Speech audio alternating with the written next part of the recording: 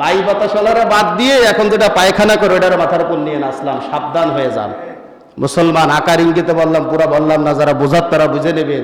চোর বাদ দিয়ে যেন বাটপারকে সামনে না আনি, চোর গেছে ডাকাতকে যেন সামনে না আনি, তাহলে আমরা সামনে পস্তাবো। ইতিহাস থেকে যদি তোমরা শিক্ষা গ্রহণ না করো, বিগত দিনের মানুষ থেকে যদি তোমরা শিক্ষা গ্রহণ না করো, তোমরাও রেডি থাকো, আগামীতে তোমাদের অবস্থা এদের চাইতেও বেশি ভয়াবহ হবে ইনশাআল্লাহ। এটা মনে রাখবা। আগামীর বাংলাদেশ যেন আর চোর বাটপারদের হাতে না যায়, চাঁদাবাজদের হাতে না যায়। আগামীর বাংলাদেশ যেন ইসলামের বাংলাদেশ হয়, এটা আমাদেরকে এখন শপথ নিতে হবে ইনশাআল্লাহ।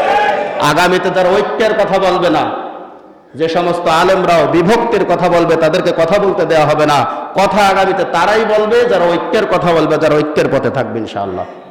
এজন্য বুঝে শুনে সিদ্ধান্ত নেবেন। কি সিদ্ধান্ত নেবেন? জ্ঞানী মানুষের পরিচয় দিবেন, উল্টাপাল্টা সিদ্ধান্ত নেবেন না। বলছিলাম যে মেরাজের কথা, তো মেরাজ তো হয়ে গেছে, তাহলে মেরাজের দিন যখন আসবে তখন একটু রোজা টোজা রাখতে হবে না? এত বড় একটা মেরাজ গেল। আসলে মেরাজের সুনির্দিষ্ট কোনো দিন তারিখ ইতিহাসে পাওয়া যায় না, এটা হলো প্রথম কথা। আর মেরাজকে কেন্দ্র করে রাসূল কিংবা সাহাবীরা কোনো আমল করেছেন হাদিসেও এটা পাওয়া যায় না।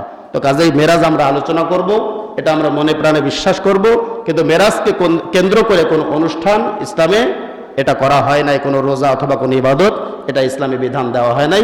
এটা থেকে আমরা দূরে থাকবো।